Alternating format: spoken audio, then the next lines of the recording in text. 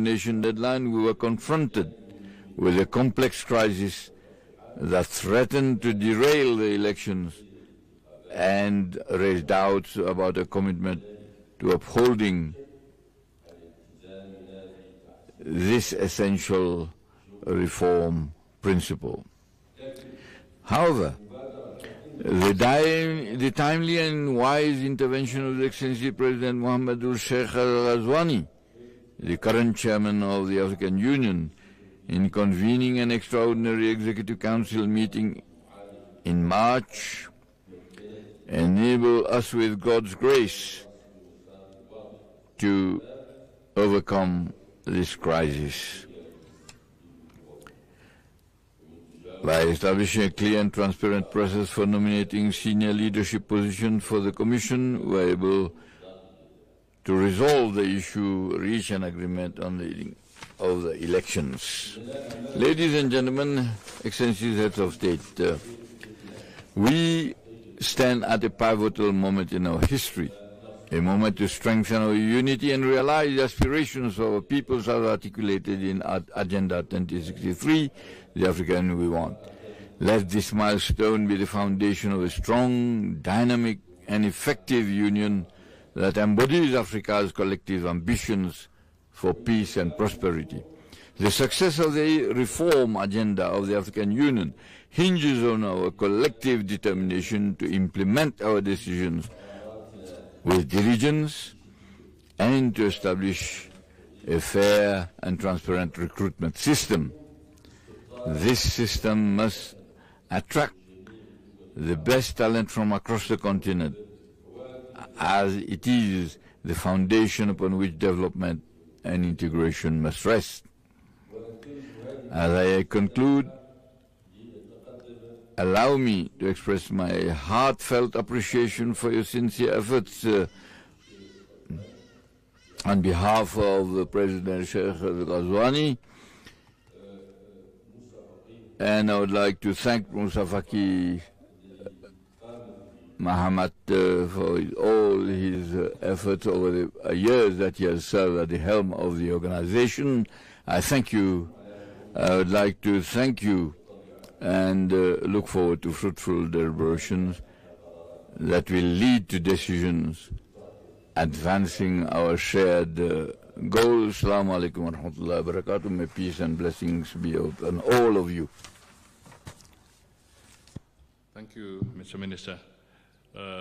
Your Excellencies, ladies and gentlemen, it is now my honor to invite Excellences, Mesdames et Messieurs, c'est mon honneur maintenant d'inviter Ruto to make his address and take us forward from there.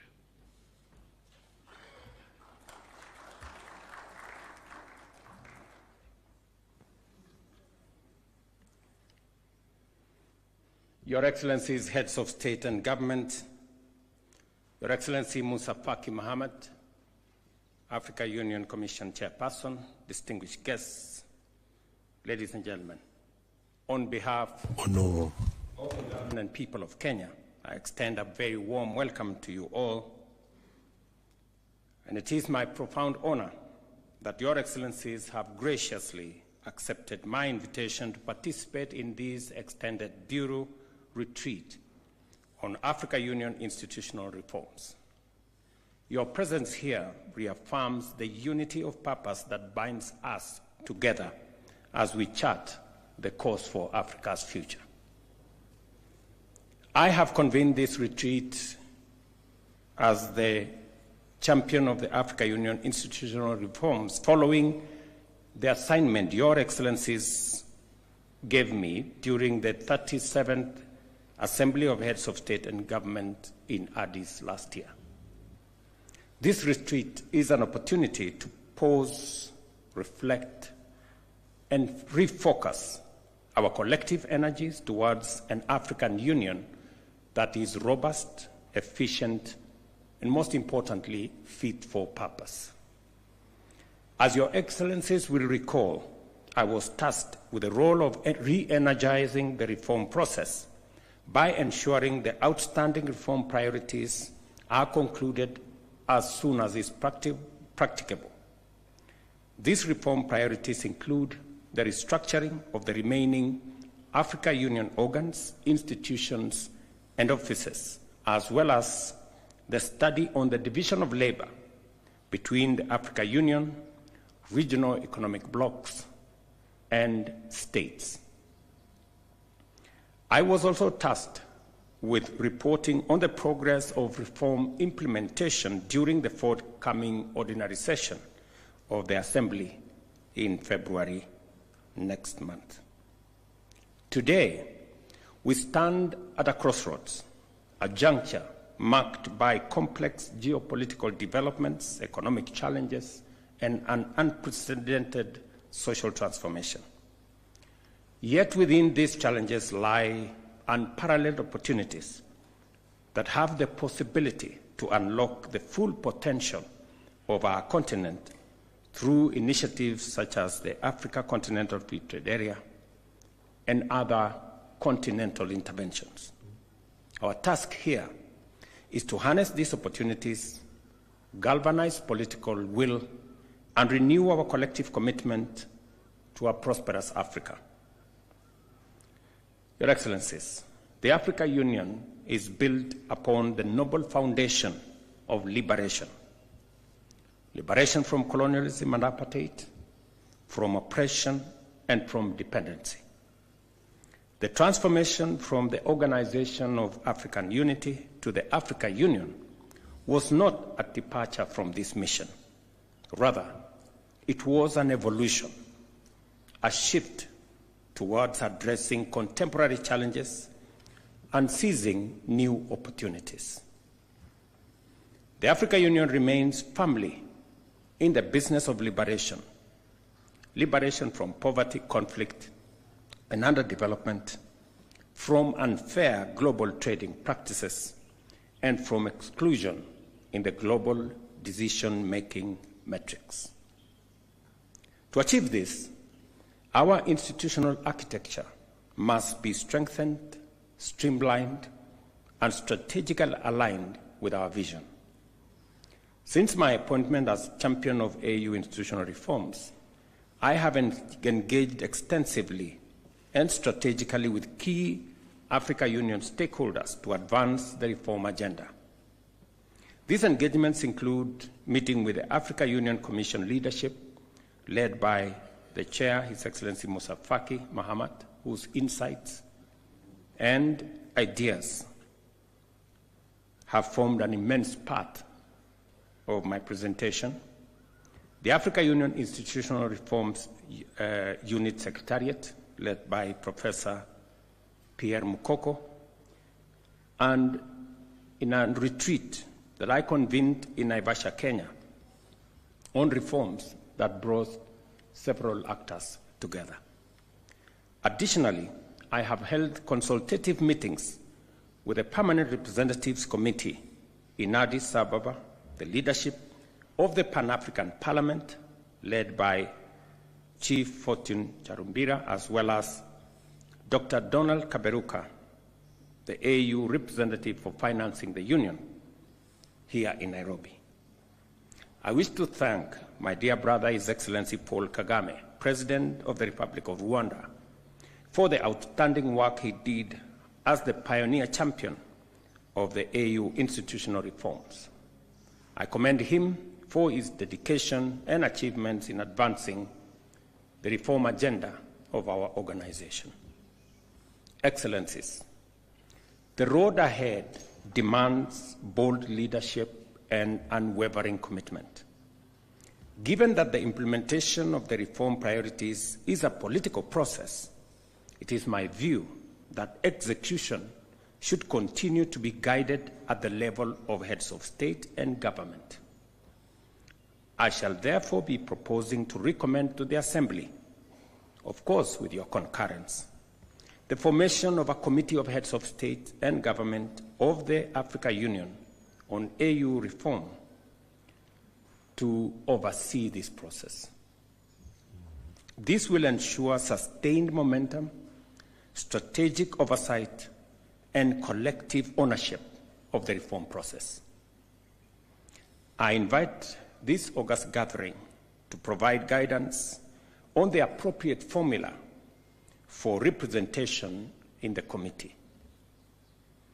To give focused attention to AU reform momentum, I'm also requesting that we consider the possibility of convening an extraordinary summit of heads of state and government later this year. Ladies and gentlemen, to realize the objective of the Africa we want as outlined in Agenda 2063, we must reinvigorate our political resolve to embrace Africa Union reforms, institutional reforms. These reforms are fundamental to transforming the Africa Union into a robust institution capable of securing a progressive and united Africa. A prosperous, integrated, and globally competitive Africa is within our reach, but only if we act with urgency, unity, and single-minded resolve. Your Excellencies, the continent is facing unprecedented challenges regarding peace and security. Conflict continues to rob Africa of its potential, costing the continent an estimated $18 billion annually and displacing millions of people. Africa today is home to 35 million internally displaced persons, 8.9 million refugees, 1.1 million asylum seekers, and 1 million stateless people.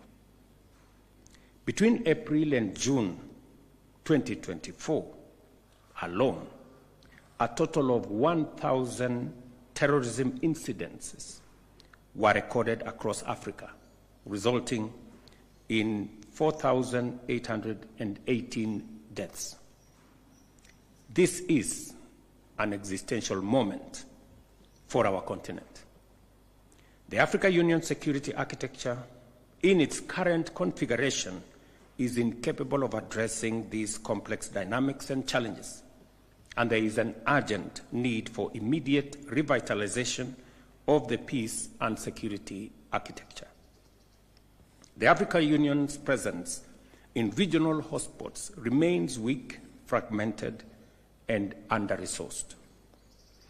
The African Union's network of special envoys and high representatives is underutilized and urgently needs refreshing in certain cases. As peace is the key precondition for development, it follows, Excellencies, that our continent's developmental goals are being hindered by these destabilizing forces.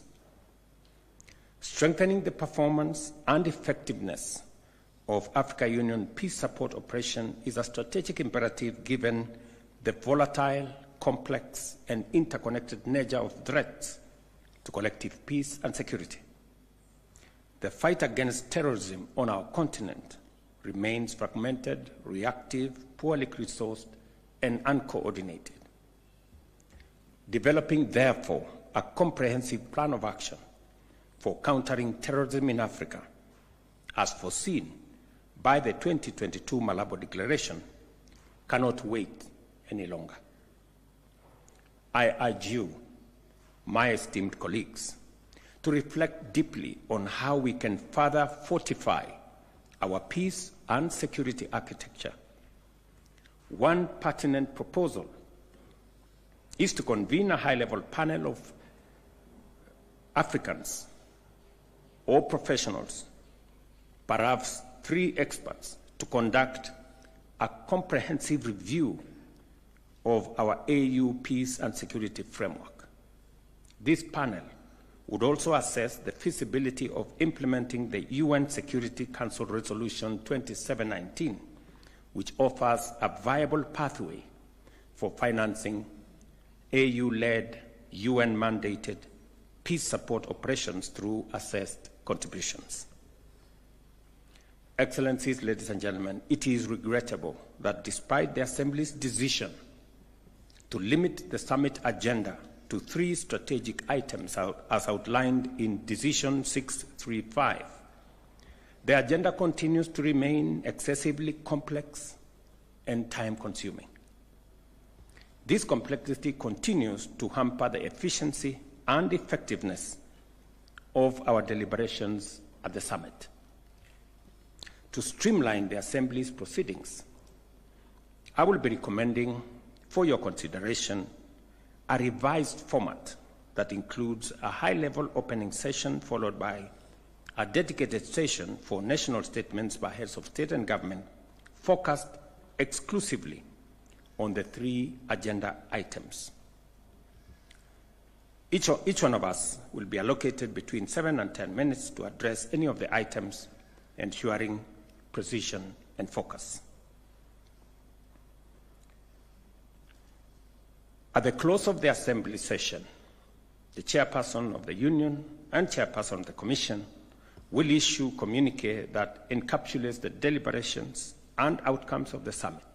In addition, I shall propose that the AU Commission be mandated to publish the Assembly and Executive Council decisions within 7 days of the summit's conclusion, ensuring transparency and prompt dissemination of resolutions. Excellencies, dear colleagues, Africa possesses the possibility and the capabilities and resources to finance herself sustainably and adequately. The revitalization of the Africa Union Peace Fund has been a commendable step forward, but we must consolidate these gains and set even more ambitious financing targets. A higher endowment for the Peace Fund is essential. In achieving this, domestic resource mobilization and strategic partnerships will play a pivotal role, all the while upholding the fundamental principles of African ownership and African leadership. Since 2020, the Africa Union budget has remained stagnant despite the increasing scope of our mandates and the creation of new institutions. Our ambitions must be matched by a predictable, sustainable, and accountable financial framework. I therefore propose for your consideration again the convening of an extraordinary session of Executive Council with the participation of Ministers of Finance to explore the present and present to the Assembly viable options for achieving the Johannesburg financing target within the next 5 years. Additionally, I recommend that the Assembly mandate the Africa Union High Representative on Financing the Union, Dr. Donald Kaberuka, to develop a concept note and a comprehensive report on practical options to achieve these targets. And I'm happy that Dr. Kaberuka is in our midst.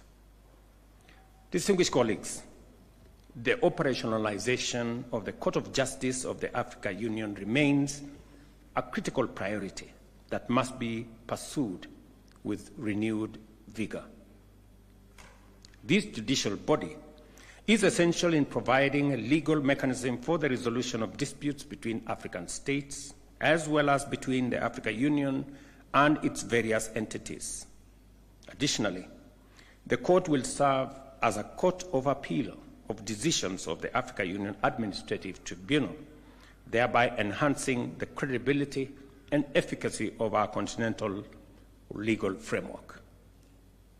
Although the protocol of the Court of Justice of the Africa Union came into force in July 2009, its implementation was deferred to facilitate the merger with the African Court on Human and People's Rights and to expand its mandate to include an international crimes chamber.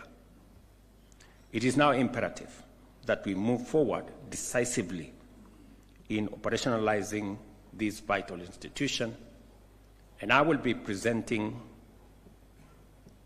a resolution to the Assembly for the immediate appointment of judges to this court.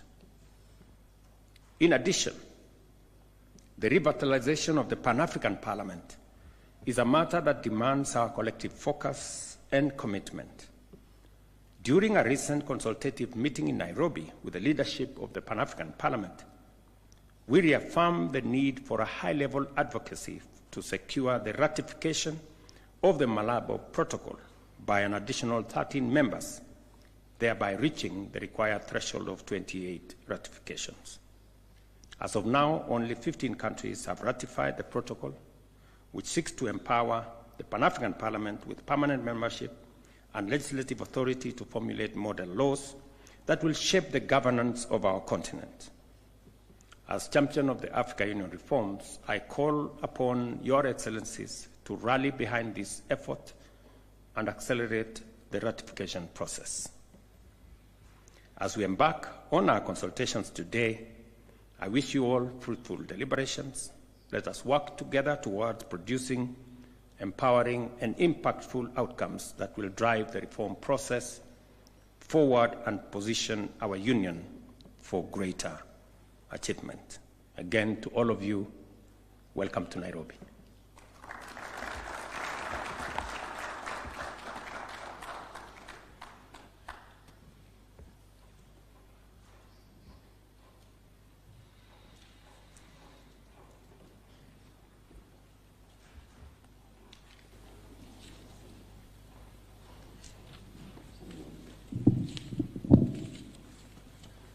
Your Excellency, with your permission, I will now call upon the heads of state to make their statements. May I start by calling upon the Honorable Azali Assoumani, President of the Union of Comoros.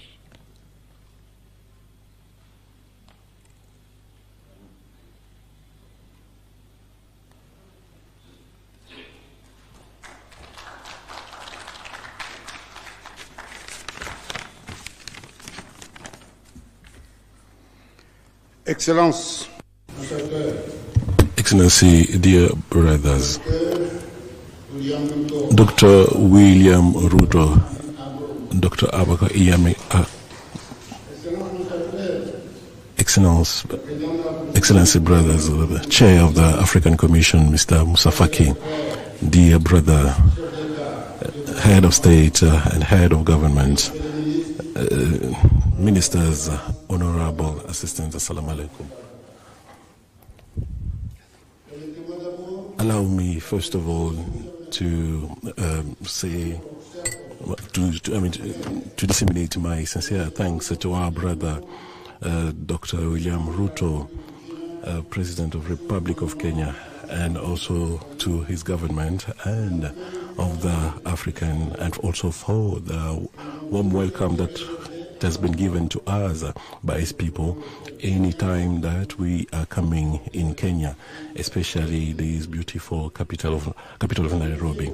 I would like to thank our dear brother Moussa Faki Mahmoud, a chair of the African Commission, with His Excellency President Ruto, have taken this very pertinent initiative of this high-level meeting on institutional reform of African Union a couple of months before giving this duty to his successor.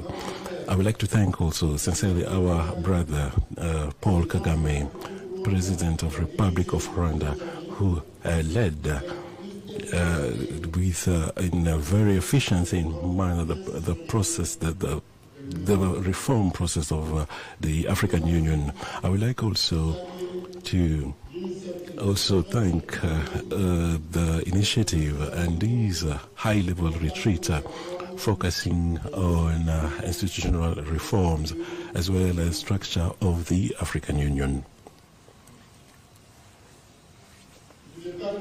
I won't be too long because our two brothers, Moussa Faki and Ruto, have already said it all. However, I would like to highlight some changes that are ongoing, some that were also been organized and some didn't. So this also pushes us to adapt ourselves to the current situation. Therefore, now that we are preparing ourselves for the 38th Ordinary Pan-African meeting, this meeting gives us an opportunity to highlight and to bring out important point of these reform that was held in March 2018. And I would like to congratulate my brother, President Ruto, for his brilliant presentation about the current reforms. And if these reforms today has had a lot of progress since his launching, as he has just underlined. So it is, of course, there are a number of challenges that we need to overcome in order to improve services that we provide from our organization, especially on its efficiency, operational efficiency, and to be able to reach to a level of having sustainable financing, as well as with the support of African citizens. Mr. President Mustafa has sent me a document, and this document highlights the situation of our organization, as well as the different structures, and also during his tenure as the chair of the Union of African. And I'd like you to applaud him for because of this important document that I had the opportunity to read, and I also responded to him. So I would like to share with him the trust that I have towards also my brother, President Ruto, based on these documents. And I think, as you have said, it is the right time to establish a committee that will help us to reflect, as also will suggest or brings us or give us solution in order to overcome our challenge, which is the Agenda 2063 of the African Union. On top of these challenges, we also have current conflict that are rising in Africa, on the African continent, as well as across the world. Under this context, as well as geopolitical challenges that really are shaking Africa as well as the world, as we have said before, Africa has all the potentials, and that will help him to overcome his ambition for the Vision 2063, as well as establishment of CFTA and all the progress that has been highlighted based on these projects. And I believe that we'll continue. All that we are doing will allow us to resolve some issues, and especially also to give all these projects to the next generation and help them and give them a result that will enable them to move forward our continent. And allow me to also mention a number of things that are really shaking Africa. I think it's a very good lesson that has given to us. We need to move forward in order to find solution to those challenges that we are facing today. So it's up to us in our organization to make sure that our organization may be getting at the high level, at the international level. And I would like to thank Mr. Ahmed for the effort that you have done. And I look forward for much better progress in the future. Thank you, Mr. President. Thank you, Your Excellency. It is now my honor to invite His Excellency Omaro Sissoko Embalo, President of the Republic of Guinea-Bissau.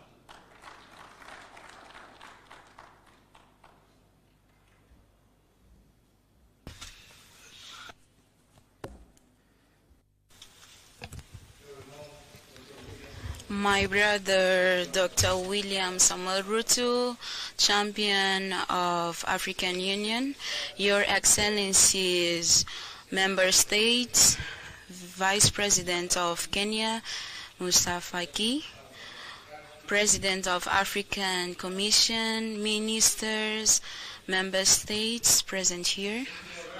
I feel honored to participate in this retreat that is crucial for our continent.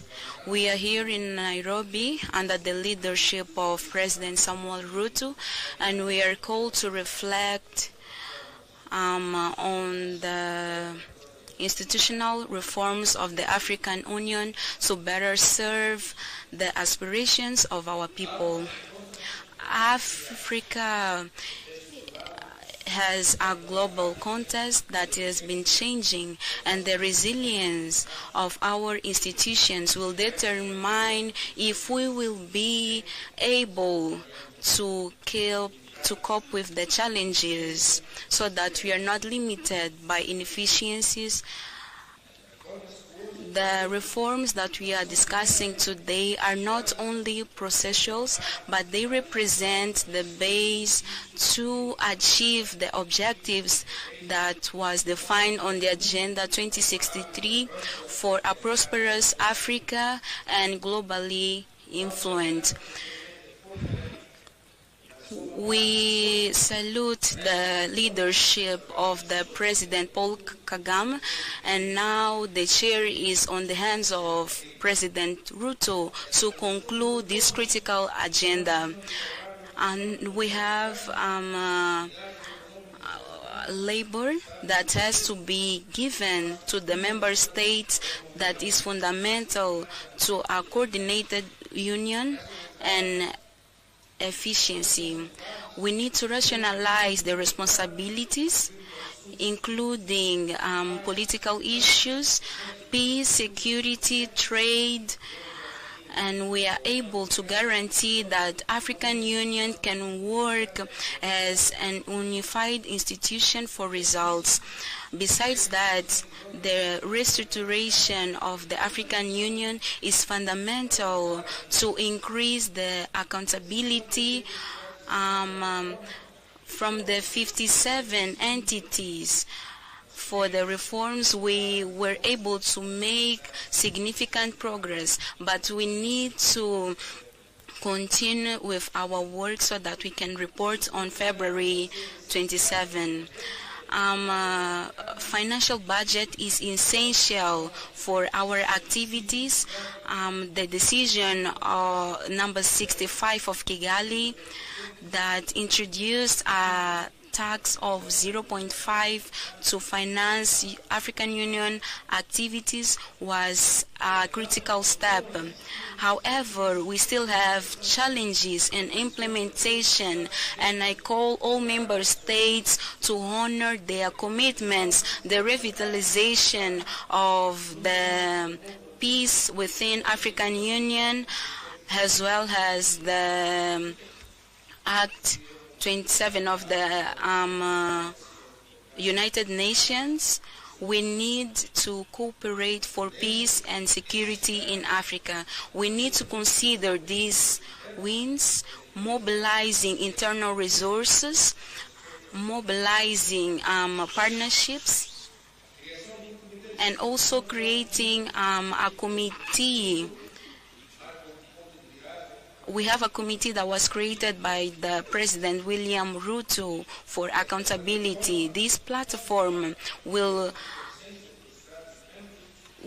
bring the work together that is done within the member states for the reforms that address the needs of our population.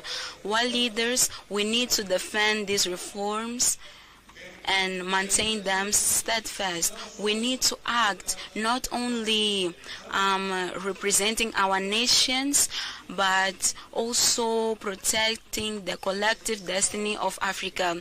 Yours Excellencies, today we are in this retreat for our purpose that a reformed African Union. It is essential for our common objective. We have many challenges, but the opportunities are bigger. So may this retreat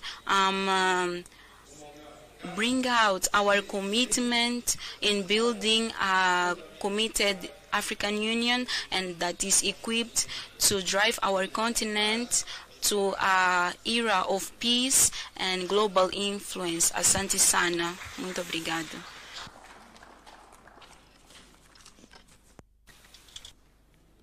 Thank you, Your Excellency. It is now my honor to invite His Excellency Taye Selassie, President of the Federal Democratic Republic of Ethiopia.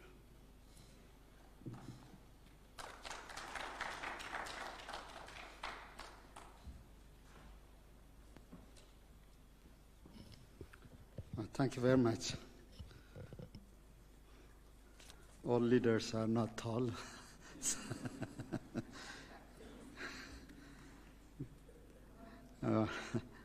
Your Excellency William Samoei Ruto, President of the Republic of Kenya and champion of the African Union institutional reforms, Excellencies, Heads of State and Government, Your Excellency Musa Faki Mohammed, Chairperson of the African Union Commission, distinguished ministers and delegates, and ladies and gentlemen.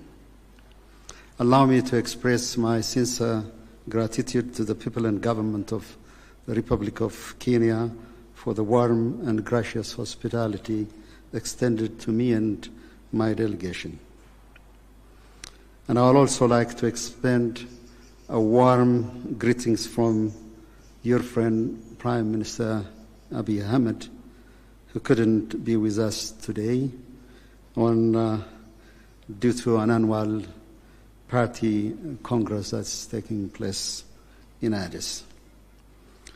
I would also like to commend President Ruto for his exemplary leadership and steadfast commitment to advancing our collective goals, as well as for providing comprehensive update on the progress of the African Union institutional reform.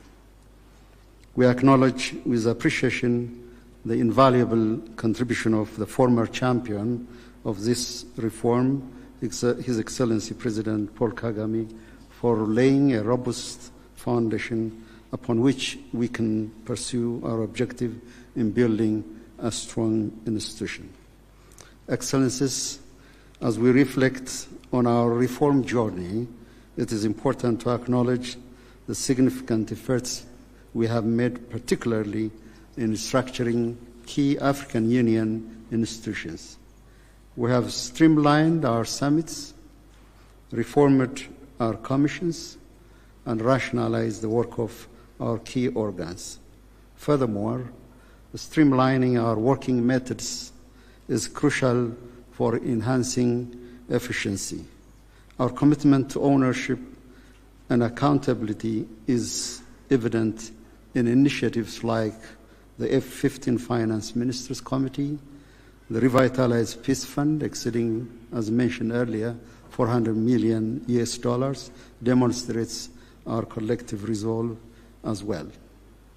Excellencies, while acknowledging the strides that we have made, we recognize that significant challenges remain in fully realizing the African Union's potentials.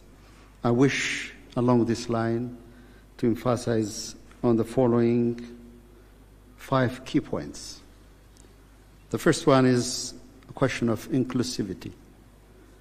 This retreat provides a crucial framework for building consensus and engaging in meaningful discussion on the priorities of key reforms. While this platform undoubtedly provides significant impetus for AU reform, it will serve, Mr. President, as a foundation for a more robust and inclusive engagement with all member states, ensuring that their valuable contributions are effectively incorporated into the reform process. Second, probably a question that is pretty much dear to us is question of financial sovereignty.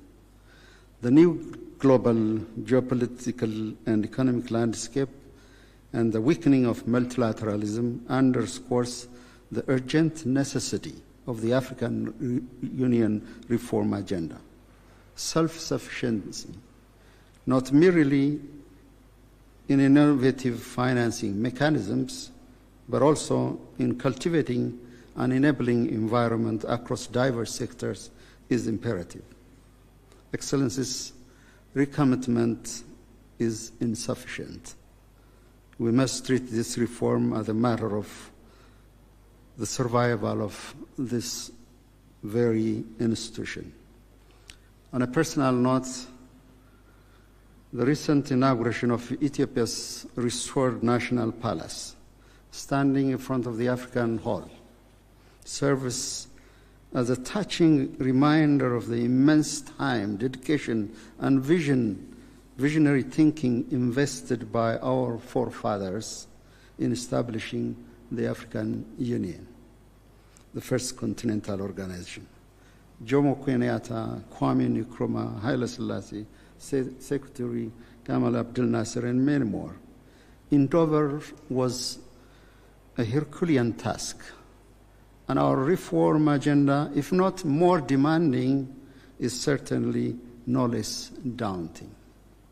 Our union can stand on its feet only if we can meet the goals we set to cover 75% of our program budget and 25% of peace support mission. In this connection, we have to advance creative financing, including by encouraging private investment from our continent. Third, prioritizing and streamlining the EU agendas. If we want to ensure a laser-focused sight on critical reform areas, maximize impact, and effectively allocate resources, prioritizing and streamlining the EU's agenda is of a paramount importance. It is also equally important to make sure we pursue a comprehensive study on the division of labor among the EU regional economic communities and member states must remain a priority. Fourthly, fostering a culture of strong dialogue. Regular and in-depth discussion, as we are doing today, such as the one we are partaking, are vital. This approach will also facilitate the effective support of my brother, President Ruto, in championing the Africa Union reform agenda. Moreover, we need to further foster a strong political will for the successful implementation of this reform agenda. Fifth, enhancing the coherence and synergy of EU initiative on the global stage. While we have successfully articulated our collective interest on the global stage, challenges remain in ensuring that our various initiatives are effectively coordinated and mutually reinforcing. We must strive for greater coherence and synergy to maximize our impact on global issues. At this particular moment, I would like to welcome the progress made in securing predictable and sustainable financing for EU-led peace support operation through UN assessed contribution through the adoption of United Nations Security Council Resolution 2719/2023. One of the critical shortcomings in considering this partnership is the fact that the EU doesn't have a dedicated peace support operation directorate, as we have at the United Nations. Therefore, it is critically urgent and important that we have to put in place a structure that reflects the UN Security Council resolution, particularly the peace support operation. In conclusion, a robust and concerted effort from all stakeholders to achieve tangible outcomes through the effective implementation of the reform agenda is imperative. The success of this endeavor hinges upon our collective political will. Let us therefore work together to ensure that the African Union emerges as a stronger, more unified, well-equipped, effective institution to address the challenges of the 21st century. I reaffirm Ethiopia's full support to Your Excellency President Ruto. I have heard your deep introspection, your thoughts, and forward-looking proposals, and I assure you that you have our full support, and I wish you a successful implementation of the African institutional reform agenda. Asante sana, I thank you.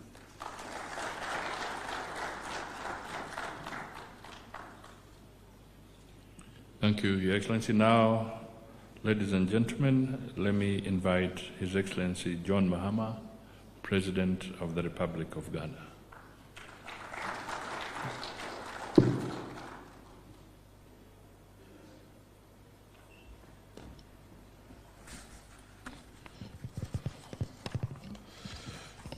Thank you very much, Your Excellency William Ruto, Your Excellencies, heads of state and government here present, Your Excellency, Chairperson of the African Union Commission, Honorable Ministers of State here present, distinguished delegates, ladies and gentlemen.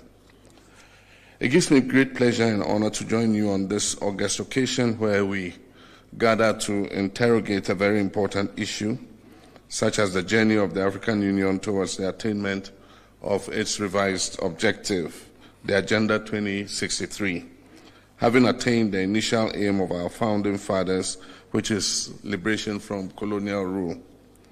Before I proceed, allow me to extend my heartfelt appreciation to my dear brother William, His Excellency William Ruto, for the invitation, as well as the warm and cordial reception that has been accorded us since our arrival in this second home of ours, the beautiful city of Nairobi, a land that embodies the spirit of Africa's resilience and innovation. And I thank the organizers for convening this crucial retreat at such a pivotal time in the journey of our dear African Union. President Ruto, my heart has indeed been gladdened by your honoring my invitation and visiting Accra on the 7th January during my investiture ceremony. Your presence was an expression of the deep friendship between our good selves and our good nations. It underscored the strong, long-standing bond of friendship that has so happily existed between Ghana and Kenya, and I look forward to working closely with you to deepen these relationships for the mutual benefit of our two peoples. Your Excellencies, today we gather not just as leaders, but as stewards of a vision of an Africa that is united, self-reliant, and prosperous. This vision was first articulated by the founders of the Organization of African Unity, and later advanced by the establishment of the African Union, and it remains our guiding light and principle. Yet as we stand at the crossroads of opportunity and challenge, we must critically reflect on our progress and recalibrate our strategies to meet the evolving needs of our continent.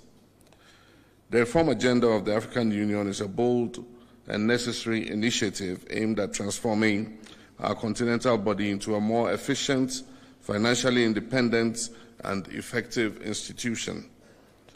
The African Union, as our collective institution, has achieved remarkable milestones in its journey, and that is from spearheading the African Continental Free Trade Area to advancing peace and security through initiatives such as the African Union Mission in Somalia, AMISOM, and the African Peace and Security Architecture, APSA. The AU has demonstrated its potential as a unifying force. However, the challenges we face today demand more than just incremental progress. They require some bold and transformative reforms. Our continent faces a unique set of challenges: youth unemployment, food insecurity, climate change, governance deficits, and conflicts in many regions. At the same time, we're witnessing global shifts that necessitate a reimagining of Africa's place in the world. The African Union must evolve to become more agile, efficient, and impactful in addressing these new challenges. The AU must streamline its decision-making processes to ensure that they are timely and results-oriented. Bureaucratic inefficiencies undermine the confidence of our citizens and international partners, and overlapping mandates which hinder effective decision-making. By streamlining the AU commissions, clarifying roles, and eliminating redundancies, we can establish a more agile organization that is better equipped to address the evolving needs of our continent. Efficiency must be the guiding principle in how we conduct our affairs, ensuring that our policies and programs translate into real change for our people. We must adopt mechanisms that prioritize accountability, transparency, and value for money, ensuring that every resource is maximized for the benefit of the African people. Your Excellencies, one of the fundamental pillars of reform is AU's financial autonomy. The over-reliance on external partners for funding compromises the organization's independence and ability to set its own agenda. The implementation of the Kigali decision on financing the Union must be expedited. A self-reliant African Union is not just a vision we have, it is an imperative to achieve.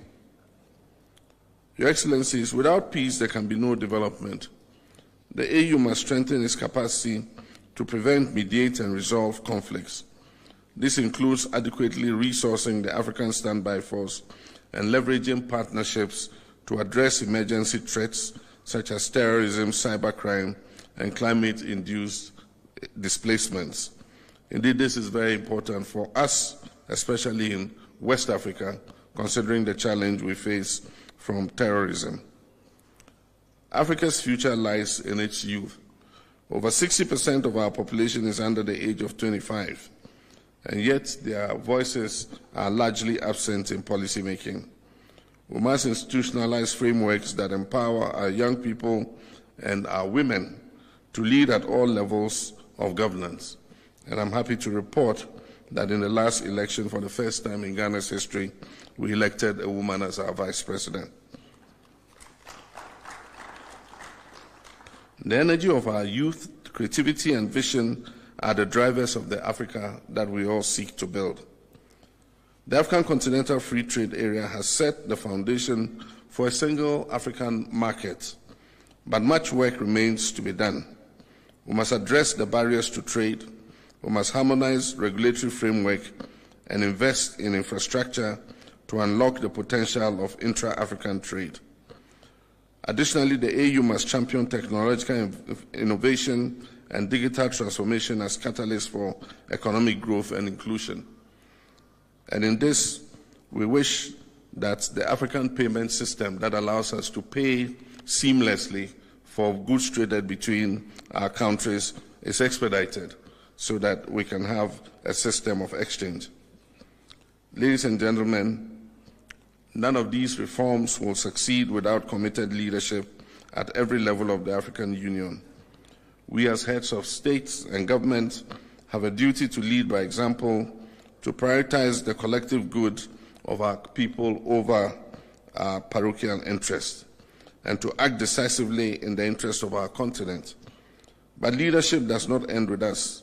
The Union must foster partnerships with civil society, the private sector, and the African diaspora, whose contributions are vital in shaping and implementing reforms.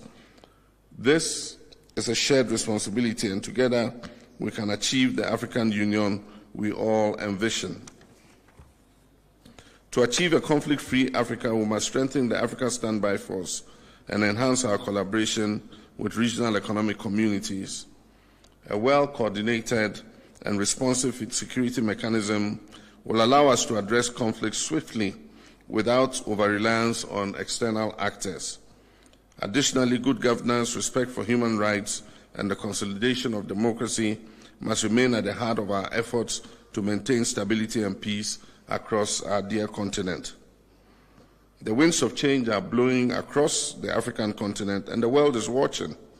Let us rise to the occasion not just as participants in history, but as architects of a brighter future. Together we can and will shape a stronger, more resilient, and more united Africa. This retreat presents an opportunity for candid dialogue and bold action.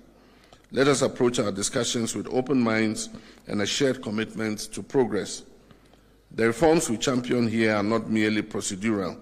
They are about the future of our people, the realization of Agenda 2063, and Africa's rightful place on the global stage. Let us leave here united in our resolve to build an African Union that truly reflects the aspiration of the African people, a union that is capable of meeting the challenges of today and the opportunities of tomorrow.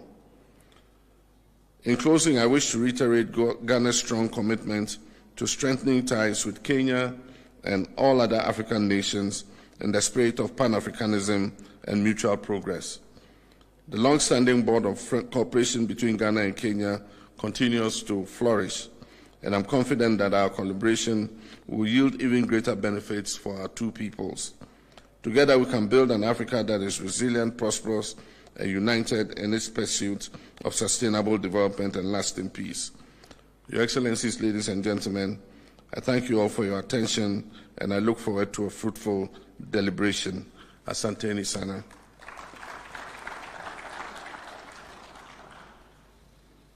Thank you, Your Excellency. Your Excellencies, ladies and gentlemen, that marks the end of the opening session of the retreat. We shall now transit to the closed session, and my colleagues from Rwanda and Tunisia will make their statements at the closed session. So you will be guided by protocol, and those who will not be in the closed session, you'll also be guided as the closed session begins. Thank you, and let's proceed.